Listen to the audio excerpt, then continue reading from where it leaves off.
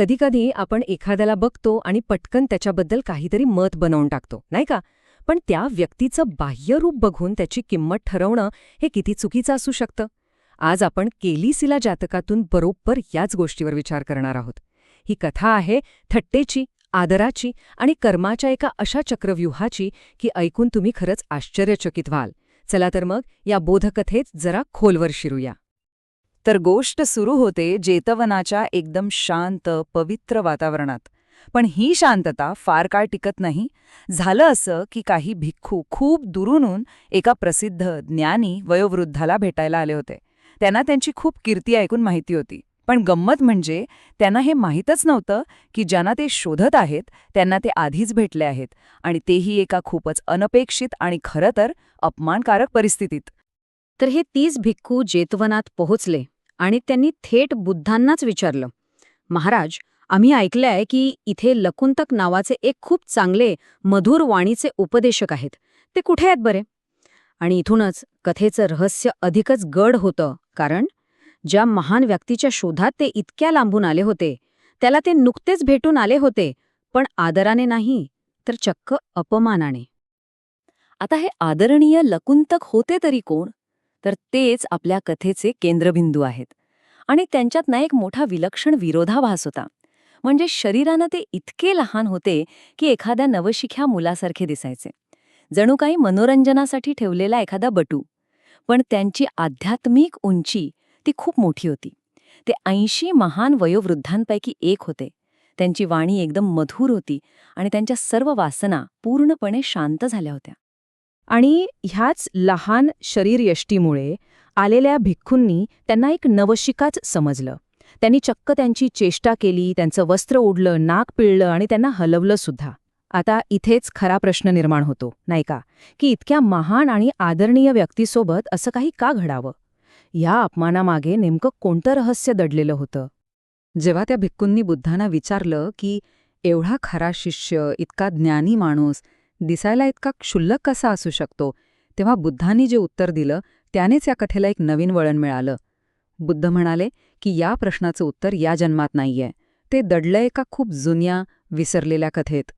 एका अशा राजाच्या कथेत ज्याला म्हातारपणाचा प्रचंड तिटकारा होता.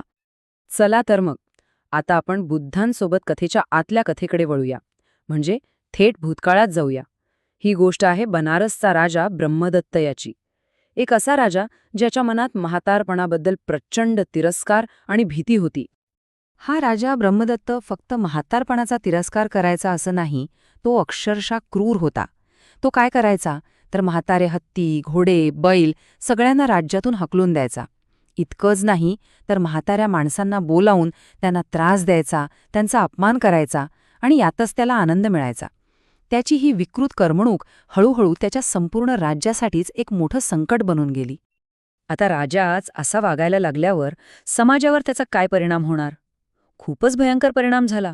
लोकांना लाज वाटायला लागली आणि त्यांनी आपल्याच वृद्ध आईवडिलांना घराबाहेर काढायला सुरुवात केली. साहजिकच यामुळे पुण्यकर्म कमी झालं आणि पाप वाढलं. परिणाम असा झाला की मृत्यूनंतर लोक स्वर्गात जाण्याऐवजी नरकात जाऊ लागले, आणि यामुळे चक्क देवांचीच संख्याच कमी व्हायला लागली. आता ही गोष्ट देवांचा राजा शक्र याच्या लक्षात आली. त्याने पाहिलं की अरे, पृथ्वीवरच्या या पापामुळे आपली देवांची सभाच ओस पडायला लागलीये. तेव्हा त्याला परिस्थितीचं गांभीर्य कळलं, आणि मग त्याने ठरवलं की या गर्विष्ठ आणि क्रूर राजाला चांगलाच धडा शिकवायचा. शक्राची योजना एकदम साधी होती, पण तेवढीच हुशारीची. त्याने काय केलं, स्वतः एका म्हाताऱ्या माणसाचं रूप घेतलं ज्याने चिंध्या घातल्या होत्या. मग एक जुनाट मोडकी-तोडकी गाडी घेतली, तिला 2 म्हातारे बैल लावले आणि गाडीत ताकाचे 2 माठ ठेवले.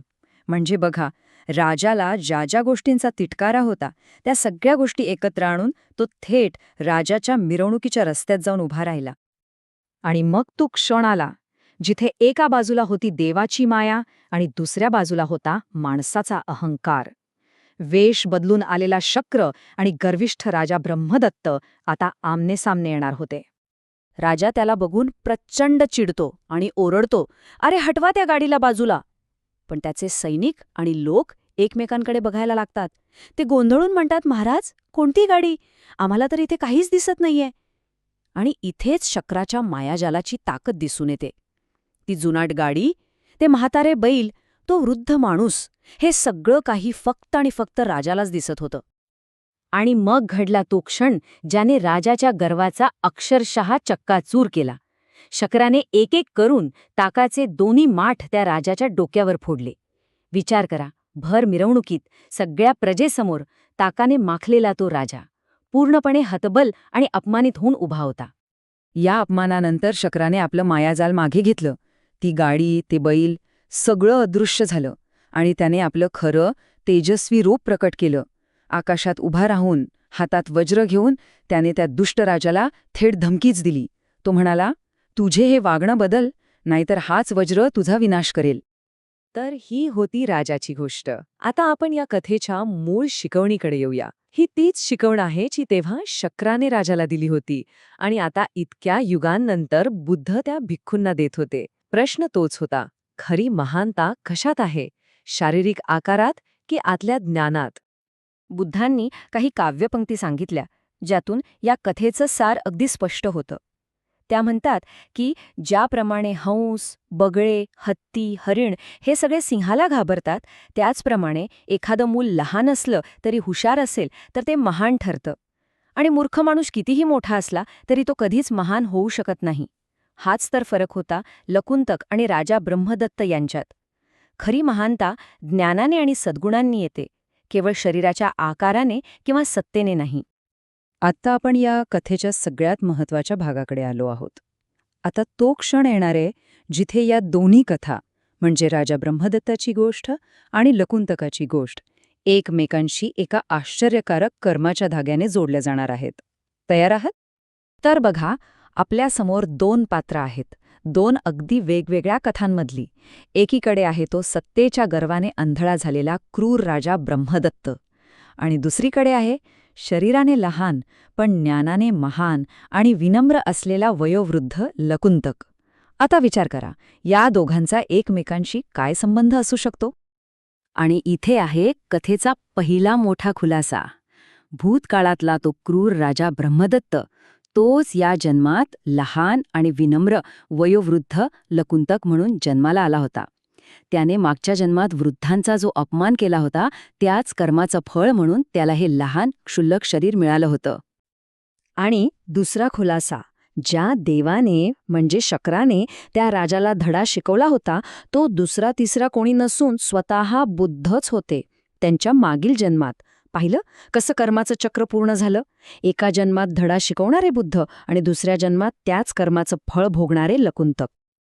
आणि ही कथा जाता जाता आपल्या मनात एक खूप महत्त्वाचा प्रश्न सोडून जाते. खरी महानता म्हणजे नेमकं काय? ती बाह्य रूपात आहे, सत्तेत आहे, की आपल्या आतल्या ज्ञानात आणि आपल्या कर्मात आहे? ही गोष्ट आपल्याला एकच आठवण करून देते, आपल्या प्रत्येक कृतीचे परिणाम असतात आणि ते परिणाम कधीकधी अनेक जन्मांनंतरही आपल्या पिच्छा सोडत नाहीत.